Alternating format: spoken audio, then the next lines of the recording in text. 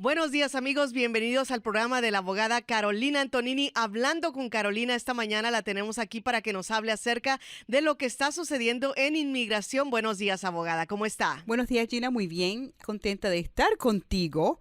No muy Gracias. contenta de hablar de lo que vamos a hablar, pero bueno, todos tenemos que saber, particularmente en este momento cuando estamos bajo ataque por todas partes y bueno, tenemos reglas nuevas, las cuales son importantes para muchas personas, particularmente para las personas que están aplicando para la residencia permanente, especialmente este programa para las personas que están aplicando para la residencia permanente basados en peticiones familiares, así sean que están persiguiendo esas residencias por medio de familiares dentro de los Estados Unidos o fuera por medio del consulado. Hay más requisitos y de eso también vamos a hablar, pero primero denos su número de teléfono, dirección y en dónde la podemos encontrar. El teléfono 678-956-8600, 678-956-8600.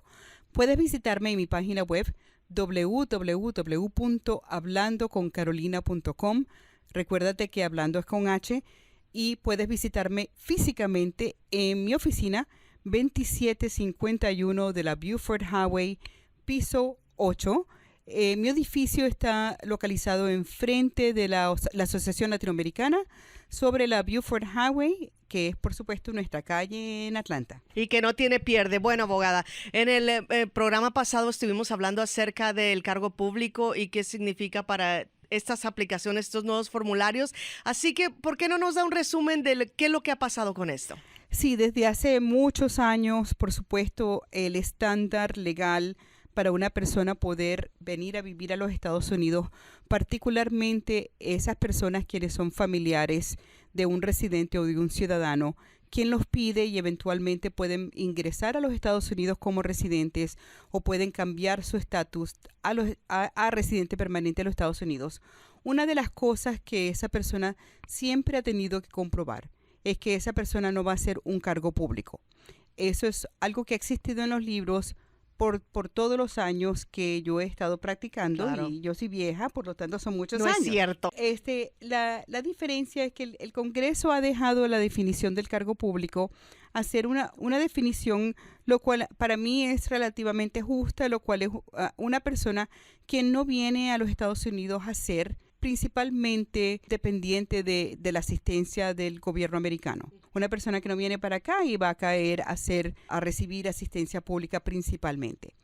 Ese tipo de definición es una definición muy humana porque eso permite que una persona que está aquí como residente permanente, que de vez en cuando necesita una ayudadita, claro, ¿verdad? Claro. Pueda utilizarla porque en fin de cuentas para eso es la ayuda pública, para que cuando una persona tenga algún problema, tenga algún tipo de enfermedad, pierda un trabajo, algo ocurra en su vida, pueda tener la asistencia de esa red social que ayude. En fin de cuentas, esa es una de las razones por la cual yo contentamente pago mis impuestos. Claro. Porque a mí me gusta saber que cuando yo pago mis impuestos, yo puedo llamar a la policía, yo sé que los niños son educados públicamente y yo sé que una persona que necesita estampillas, que necesita cuidado médico, aunque esa persona no sea yo, aunque yo no tenga hijos, aunque yo no sea la persona que estoy siendo atacada o que necesito la ayuda policial, de que en nuestra sociedad civil esa persona, sin importar el estado legal de esa persona, pueda tener asistencia de esa red social, porque eso es lo que significa vivir en una sociedad civil como es la sociedad de este país. Desafortunadamente, como sabemos, en los últimos 3 años y algo de meses, esa sociedad civil supuestamente es para todo el mundo, menos para las personas que son inmigrantes, porque bajo este gobierno nosotros somos vistos como parias, como personas que no somos ciudadanos, residentes y humanos iguales, de igual valor como todos los demás. Y entonces la administración de Trump ha tratado de cambiar la aplicación de la definición que se ha utilizado por todos estos años de cargo público y ha embarcado a un cambio de la definición. Hasta hoy en día, bueno, no hasta hoy en día, sino hasta el 24 de febrero, que fue el fin de cómo se hacían las cosas antes. la definición de cargo público significaba que una persona tenía que tener un apoyo económico, una sponsoría del pedidor o la pedidora de la persona o coesponsor, quien ganara suficiente dinero, firmara un contrato con el gobierno americano Sí. donde prometía que esa persona no iba a utilizar asistencia pública. Ujú. En realidad, esto es una pregunta media tonta. ¿Por qué? Porque a la misma vez de que esta sponsoría pasó la ley en el Congreso, una ley hermana llamada la ley de la reforma de asistencia pública, the Welfare Reform Act, Ujú. también pasó, la cual tampoco permite que residentes utilicen mucha de lo que se es considerado asistencia pública. Sí. Y se demuestra muy claramente en muchos estudios que el grupo de personas que menos utiliza asistencia pública son inmigrantes. Nosotros contribuimos con impuestos y utilizamos menos los servicios que o la otra Exactamente. población, quienes son las personas que nacen aquí y las personas que son ciudadanos. En fin de cuentas, como los hechos, los estudios que se hacen por las organizaciones, aparentemente la realidad no importa. Nosotros ahora somos cargados con comprobar, con mucho más allá que con nuestra sponsoría de las personas que firman estos contratos, estos convenios y demuestran que ganan más de 125% de el ingreso arriba del nivel de pobreza nacional para pedirnos y sponsorearnos. Ahora, encima de eso, el gobierno federal ha traído unas reglas las cuales tienen que demostrar que la persona también es autosuficiente, ¿verdad? Y entonces no solamente tiene las reglas que son para que cada oficial, quien tiene que decidir el futuro de cada una de estas aplicaciones, se fije en estas reglas para determinar si la persona va a ser autosuficiente. O sea, no simplemente tiene un sponsor que gana suficiente dinero, un sponsor que está dispuesto a firmar el contrato con el gobierno, prometiendo que no va a utilizar asistencia pública, prometiendo que si utiliza asistencia pública, ese sponsor puede ser demandado para regresar el dinero al gobierno, sino que encima de eso hay un formulario nuevo que tiene que ser llenado y firmado con información muy personal acerca de la persona,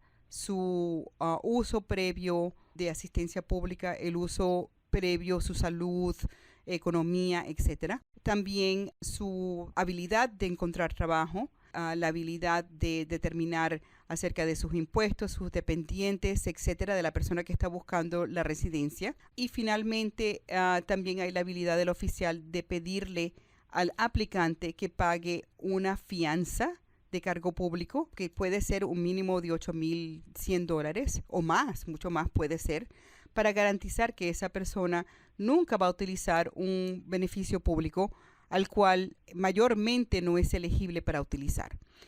Entonces, en febrero 24 fue la última fecha donde las personas que iban a aplicar para el ajuste de estado, para la residencia dentro de los Estados Unidos, podían someter su aplicación bajo el esquema previo, y empezando después de esa fecha, todas las aplicaciones de la residencia local tienen que tener el nuevo cuestionario, el nuevo formulario de autosuficiencia o de cargo público, el cual es un formulario de 14, 15 páginas con mucha evidencia que va a tener que ser apoyada.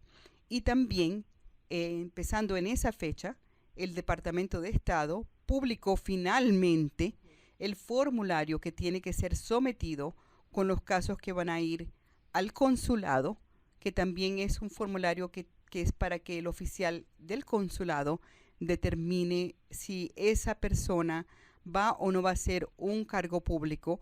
Y bueno, Gina, lo que vamos a hacer tú y yo en estos próximos 2 o 3 shows que vienen es repasar estos formularios. Claro. Y después de que hablemos de cada uno de estos formularios, hablar un poquito acerca de la evidencia que tendría que acompañarlos qué tipo de documentos obtener, etcétera. Muy bien, bueno, estamos hablando con la abogada Carolina Antonini en esta mañana acerca de estos formularios que ya están disponibles para la gente, la aplicación para el consulado y también para las personas que están tratando de recibir su residencia aquí en los Estados Unidos, ¿correcto? Correcto. Y eso siempre entendiendo que todavía las demandas contra esta nueva interpretación de la ley de esta administración Sí, todavía están vivas, porque esta es una interpretación de la ley de la cual el gobierno de Trump sacó del zapato. O sea, esto no es una nueva ley. La ley continúa siendo la misma ley que ha sido siempre. Esto es algo que ellos han sacado de su bolsillo o de su zapato, de donde sacan ellos todas las cosas que ellos inventan, la cual hay varias demandas contra esta ley. Lo único que ha cambiado es que la Corte Suprema tristemente ha parado el paro. Se hicieron las demandas en varias jurisdicciones, también se hicieron paros, lo cual significa que las organizaciones que demandaron al gobierno de Trump por haber hecho estas reglas drásticas contra la comunidad, también le pidieron a las cortes federales que hicieran un paro para que estas reglas no llegaran a hacer efecto todavía y que pararan el efecto de estas reglas hasta que las cortes federales determinaran si estas nuevas reglas violan la Constitución o no violan la Constitución. Las cortes federales determinaron de que ellos iban a parar el efecto de estas reglas hasta que estas cortes decidieran si estas reglas eran constitucionales o no. sí. Entonces, hubieron 3 cortes las cuales pararon el efecto de estas reglas e hicieron el paro nacional. Una corte, que es la corte de Illinois del séptimo circuito, hizo también el paro, pero nada más hizo el paro dentro del estado de Illinois. Y aquí es lo curioso. Cuando la Corte Suprema hace un par de semanas levantó el paro que dieron las cortes federales, el último fue el paro de Nueva York. La razón por la cual la Corte Suprema dijo que iba a levantar los paros, la excusa que utilizaron fue una decisión bien dividida, donde 4 jueces estaban en contra de levantar el paro y 5 jueces, que son los que apoyan generalmente al presidente, levantaron el paro. Los jueces a favor del presidente, la excusa de levantar el paro fue que ellos estaban levantando el paro porque estos jueces federales de Nueva York, de California, etcétera, no deberían haber puesto un paro nacional, que ellos deberían quedarse en su propia región y que un juez en Nueva York no tenía el poder de poner un paro en toda la nación y levantaron ese paro. Pero increíblemente hace unos días la Corte Suprema, sin explicación, levantó el paro que la Corte Federal permitió en el estado de Illinois, sin explicar por qué lo estaba haciendo. La jueza de la Corte Suprema Sotomayor escribió una decisión en contra de levantar ese paro, donde ella, con mucho respeto, pero claramente con mucha rabia, les dice a ellos, hipócritas. ¿Por qué? Porque dicen, ustedes utilizaron la excusa de levantar los otros paros, diciendo que la razón por la cual la estaban levantando es porque las otras cortes le habían puesto el paro a otros nacionalmente y no tenían por qué hacer eso. En Illinois, nada más pusieron el paro dentro de su estado. Sí.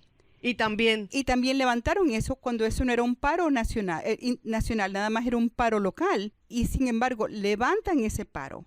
No explican por qué. Este gobierno de Trump ha venido a la Corte Suprema a decir que todo es una emergencia, que todo es una emergencia, que todo es una emergencia. Vinieron a esta corte diciendo que esto es una emergencia, esto no es ninguna emergencia. Y la razón por la cual no es una emergencia es porque nosotros hemos tenido la misma regla de cargo público por años, 20, 30 años, y no se nos ha caído el mundo. Y de repente ellos vienen diciendo que esto es una emergencia y que por eso tenemos que levantar el paro de Illinois, y ustedes acceden a esta llamada de emergencia como han accedido a llamadas de emergencia que ha dado Trump por estos últimos 3 años. Y nosotros nos estamos dando cuenta que todas estas llamadas de emergencia no lo son. Y ahora también están diciendo ustedes que quitan el paro porque son llamadas nacionales, pero también quitan el paro por no ser llamadas nacionales sin explicación. Y lo que están haciendo ustedes 5, refiriéndose a las personas, 5 jueces que quitaron el paro, es que ustedes están haciendo que nadie tenga fe en las decisiones de las cortes, de la Corte Suprema, porque estamos nosotros brincando cada vez que el presidente habla, en vez de permitiendo que estos asuntos sean primero completamente resueltos por las cortes federales que están abajo de nosotros, y nosotros únicamente tomando las decisiones, únicamente después de que las cortes federales bajo de nosotros tomen sus decisiones, lo cual es de la manera que nosotros tradicionalmente trabajamos. La Corte Suprema nada más se mete en paros de urgencia cuando las cosas son realmente urgentes, cuando hay peligros que son inminentes, y no para levantar un paro o poner un paro si nadie está en realidad a un peligro inminente. El gobierno no tenía nada urgente que perder si nosotros levantábamos o dejábamos el paro en un estado. Esto significa que en toda la nación, incluyendo el estado de Illinois, en febrero 24, la nueva regla del cargo público aplica a toda aplicación de residencia legal que se hace dentro de los Estados Unidos y fuera de los Estados Unidos. Y eso continúa siendo hasta que las cortes federales tomen una decisión final acerca de si esta nueva regla del cargo público viola o no viola la Constitución. Si las cortes federales determinan que estas nuevas reglas violan la Constitución porque no es lo que el Congreso quiso hacer cuando ellos dijeron que una persona es un cargo público y eso significa, y el Congreso definió lo que significa ser un cargo público en la ley, lo cual significa una persona viene a los Estados Unidos primordialmente a ser mantenido por el gobierno, y que esto es sobrepasarse de lo que el Congreso quiso hacer, y como es mucho más grande, mucho más agresivo de lo que el Congreso permitió, viola la ley y por lo tanto no puede ocurrir. Y si las cortes federales dicen que el gobierno de Trump se sobrepasó de la ley con estas nuevas reglas, ellos van a encontrar que estas reglas son una violación de la ley. El gobierno de Trump, asumiendo que para ese entonces todavía Trump está en la Casa Blanca, ¿verdad?, va a apelar esto a la Corte Suprema, y la Corte Suprema entonces va a tener que determinar si estas reglas son una violación a la Constitución o no, porque la Corte Suprema es la última palabra de qué es y qué no es constitucional. Para ese entonces, si tenemos un nuevo presidente, hay la posibilidad, si ese presidente, por ejemplo, sería un Bernie Sanders o una persona que ya ha dicho que estas reglas las va a quitar, pues es posible que esto nunca llegue a la Corte Suprema, porque un candidato como ese ya dijo, no voy a permitir que nada de esto ocurra. Si es una persona más moderada, a lo mejor quita estas reglas completamente, a lo mejor quita parte de estas reglas, o a lo mejor simplemente quita esta nueva tipo de preguntas, estos nuevos formularios, y nos regresa al punto donde estábamos previamente, lo cual es de cualquier partido centrista. O sea, cualquier candidato demócrata o republicano que llegue a la Casa Blanca, que sea del tipo de candidato que siempre ha existido en este país, que no sea ni muy a la derecha ni muy a la izquierda, va a querer regresarnos a donde estábamos siempre. ¿Por qué? Porque la regla de cargo público ha sido tratada de cambiar antes varias veces, unas 3, 4 veces, sí, así sea un poquito más estricto o más abiertamente, y cada vez se ha regresado al punto donde la teníamos. Desde 1996 fue la movida más restrictiva que tuvo, lo cual fue la combinación de la declaración de la affidavit of support, la declaración de el sponsor que firmaba y que estaba de acuerdo de que podía ser demandado, en combinación con la ley del cambio de los bienes públicos, donde muchos de esos beneficios no podían ser usados por un residente permanente hasta que tuviera 10 años de impuestos pagados o se convirtiera en ciudadano. Esto puede terminarse en las elecciones que vienen. Si Trump ya no es presidente, es muy dudable que esto, lo de cargo público, continúe si viene otro presidente a la Casa Blanca, no importa de qué partido. Pero ¿por qué no pueden hacer algo ahora? Porque en este momento la pregunta está en las cortes y las cortes toman tiempo para litigar. Entonces es muy difícil pensar que la Corte Federal va a tener estas litigaciones completas de aquí al fin del año. Y como hay varias cortes viendo este caso, la Corte Suprema probablemente no va a querer tomar estos casos uno por uno. Probablemente va a querer tomar todas las litigaciones en contra de esta regla, asumiendo que Trump gane las elecciones. Va a querer esperar a que todas esas litigaciones terminen y tomar el caso como un solo caso, un solo ataque contra de las reglas públicas. Claro, es posible de que la Corte Suprema tome la decisión con ese primer caso. Cuando vengan los otros casos a la Corte Suprema, simplemente diga, ya no quiero tomar ese caso porque ya tomé esa decisión, sea la decisión que sea. Bueno, abogada, ¿por qué no hablamos acerca de esta aplicación para las personas que van al consulado? Vamos a empezar con esa aplicación porque es más corta que es la aplicación dentro de los Estados Unidos. La aplicación para las personas que van al consulado es un poco más corta y tristemente esa entrevista también es más corta y tristemente la oportunidad de apelar es casi no existente. Entonces sí, hay que hacer un trabajo muy excelente a prepararse para ir porque la oportunidad es muy baja para corregir. Esa aplicación te pregunta, número uno, si has estado dentro de los Estados Unidos. Si has estado dentro de los Estados Unidos vas a tener que hacer mucho más trabajo que si nunca has estado, pero tienes por lo menos la oportunidad de demostrar oportunidad económica que has hecho aquí, si has hecho impuestos, etcétera. Si nunca has estado aquí, vas a tener mucho más dificultad demostrando que tienes la habilidad de venir para acá y encontrar trabajo, tener el lenguaje, tener las conexiones dentro del sistema para poder hacer algo. Sí. Te pregunta también si tienes seguro médico en el país, lo cual si tú has estado aquí, tú sabes lo caro que es. Y entonces vas a tener que hablar con tu abogado para hablar acerca de qué significa esto. Y el seguro médico va a ser una pregunta muy especial porque no vas a poder confiar en el poder ser cubierto por el Obamacare. Claro.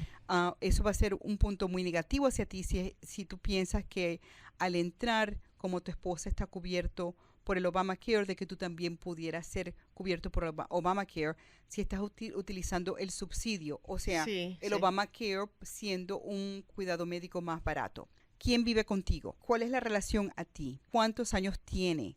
Si están trabajando. Mientras más familias tienes, menos edades tienen, no estén trabajando, tu aplicación es más probable a ser negada. Si tu esposa no trabaja, por ejemplo, se queda en la casa a pesar de que tus hijos están en el colegio, es peor. Si tú tienes más personas en tu casa, los cuales no están trabajando o no tienen documentos, es más difícil. Te pregunta acerca de tus taxes, particularmente los últimos 3 años, y quieren ver transcriptos. Y si una persona no ha hecho porque no ha trabajado, abogada, o porque se ha quedado en la casa, ¿qué pasa? Entonces tú tienes que explicar por qué no has trabajado y por qué te has quedado en la casa. Y esto es lo difícil, porque si tú has trabajado y no has hecho impuestos, tienes que explicar por qué no. Y una de las cosas que yo no voy a recomendar a nadie que vaya al consulado, quien haya trabajado y no haya hecho impuestos, eso va a ser fatal, porque ellos van a pensar entonces que tú estás viviendo gratuitamente de los demás.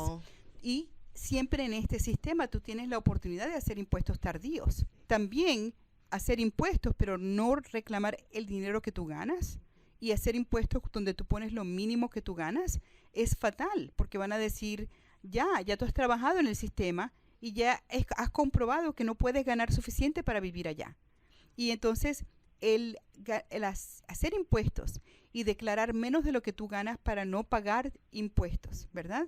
Entonces, dinero bajo la mesa, el efectivo para no declararlo, va a ser tu peor enemigo, porque para salvarte el 20%, el 25% que tú pagarías en impuestos, tú vas a hacerte pasar como una persona que no va a ganar suficiente. Claro, que no puede. Que no puede. Y entonces, esos impuestos o van a ser una buena manera de demostrar que tú sí puedes, sí vas a ganar, sí sabes trabajar, sí puedes con tu familia, o si te pones a tratar de esconder la mano, va a ser tu caída, ¿verdad? Y entonces, si tú no trabajaste, pero tú tienes una buena excusa, por ejemplo, no trabajé porque mis niños son pequeños y esto es lo que cuesta el daycare, esto es lo que yo ganaría, mi esposo gana suficiente, estoy estudiando y al terminar de estudiar esto es lo que yo ganaría, que sería mucho más. Entonces la inversión de no trabajar, o yo estoy cuidando a mi mamá quien no puede trabajar. Tú vas a tener que explicar por qué y esa respuesta tiene que ser suficiente. También vas a tener que demostrar si tú recibes ingreso, el cual no has puesto, si tú mandas dinero al exterior, si tú rentas un cuarto en tu apartamento o rentas de tu casa, eso es todo ingreso que tú tienes que declarar y tienes que comprobar que recibes.